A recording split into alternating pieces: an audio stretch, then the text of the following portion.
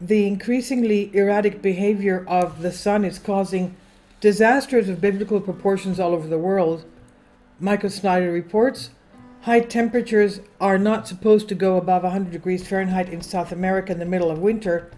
That is not supposed to happen, but it is happening. In fact, we're witnessing some really freakish things happening all over the globe right now. The increasingly erratic behavior of the giant ball of fire that will revolve around is causing that we revolve around, our sun that is causing all sorts of problems.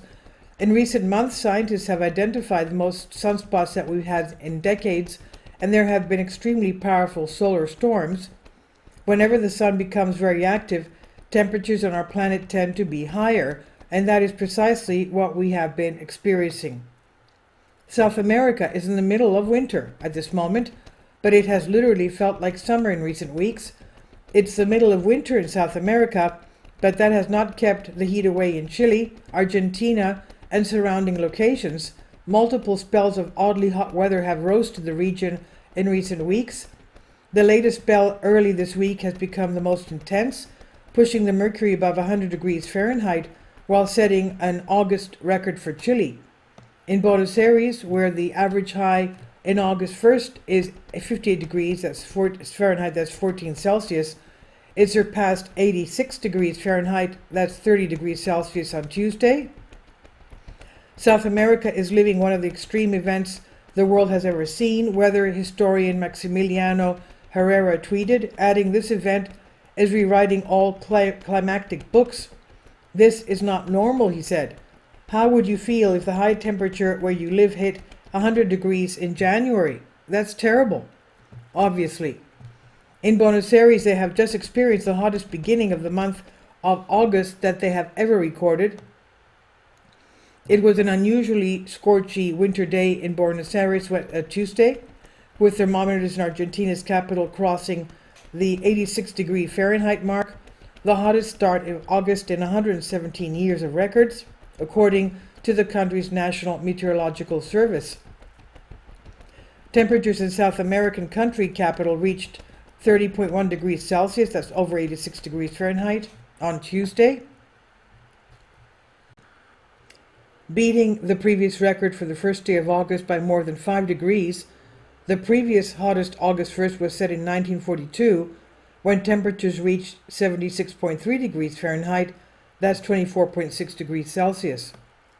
Meanwhile, it also continues to be unusually hot in the northern hemispheres. In fact, people have literally been dropping dead from the heat in South Korea and Japan. The extreme weather sweeping across Asia has claimed more victims, with South Korea and Japan reporting the deaths from sweltering heat, and authorities in both countries issuing alerts this week. And in Iran, the heat has been so intense that the government decided to literally shut the entire country down for 2 days this week. Iran on Wednesday began a 2-day nationwide shutdown because of the soaring temperatures, shortly after the Islamic Republic's health ministry warned of a possible increase in cases of heat exhaustion. Government spokesman Ali Bahadouri Jarami on Tuesday said that unprecedented heat had forced the closure of government offices, banks, and schools, according to the state-owned Islamic Republic news agency. When temperatures are unusually high, that also means that storms are going to be unusually intense. In China, the city of Beijing just experienced the heaviest rain in the city in the last 140 years. More than 80,000 people were relocated due to flooding in Beijing, where 29.3 inches of rain fell between Saturday and Wednesday, the heaviest rain in the city in the last 140 years. The Associated Press said it's unclear how many people are still trapped due to the widespread flooding. Needless to say, and the Chinese government is going to be distributing hundreds of millions of yuan to emergency assistance.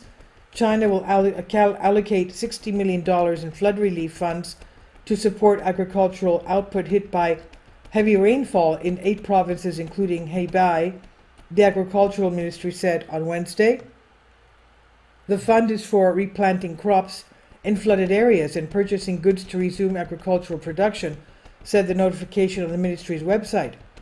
Here in the United States, drought is the biggest story right now. For months, farmers in the middle of the nation have been hoping for rain, but so far not enough has materialized.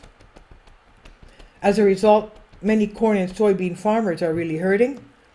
As of late July, approximately 55% of the U.S. corn production and 50% of soybean production areas were experiencing drought conditions.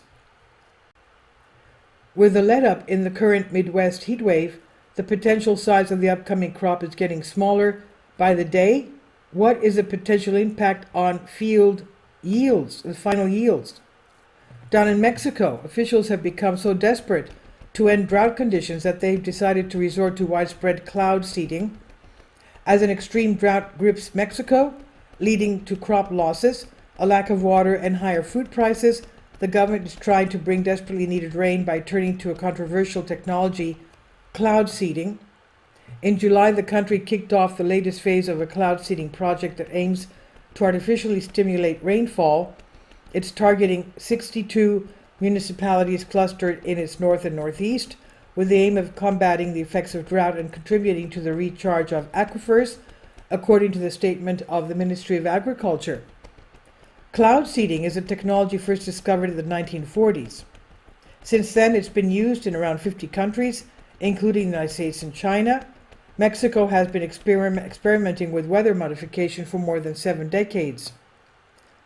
It isn't a mystery why all of this is suddenly happening. This year, we've seen more sunspots on our sun than we have in decades. In fact, there were more than 160 sunspots during the month of June alone. The sun produced over 160 sunspots in June, the highest monthly number in more than 2 decades. The data confirmed that the current solar cycle, the 25th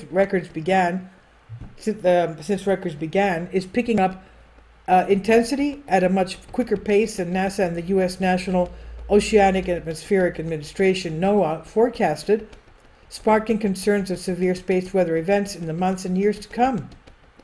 And the intensity of recent solar storms has alarmed a lot of experts. In the UK, special preparations are being made as we approach the peak of the current solar cycle. The UK is stepping up preparations for solar storms that could play with havoc with satellites, planes, and power grids as space weather nears an 11-year peak, the National has been told.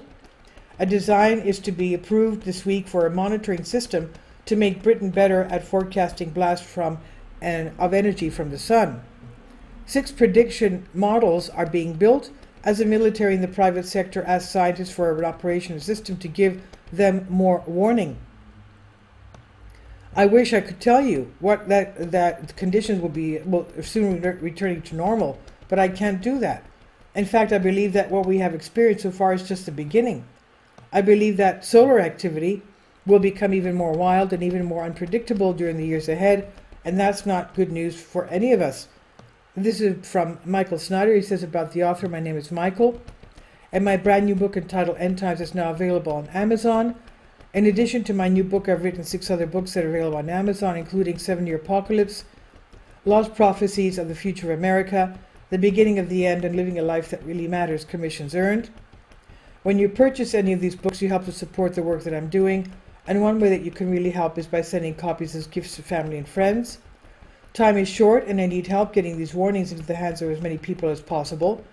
I've also started a brand new Substack Newsletter, and I encourage you to subscribe so you won't miss any of the latest updates. I've published thousands of articles on the Economic Collapse blog, End of the American Dream, and the Most Important News, and the articles that I publish on those sites are republished on dozens of other prominent websites all over the globe. I always freely and happily allow others to republish my articles on their own websites, but I also ask that they include this about the author section with each article. The material contained in this article is for general information purposes only, and readers should consult licensed professionals before making any legal, business, financial, or health decisions.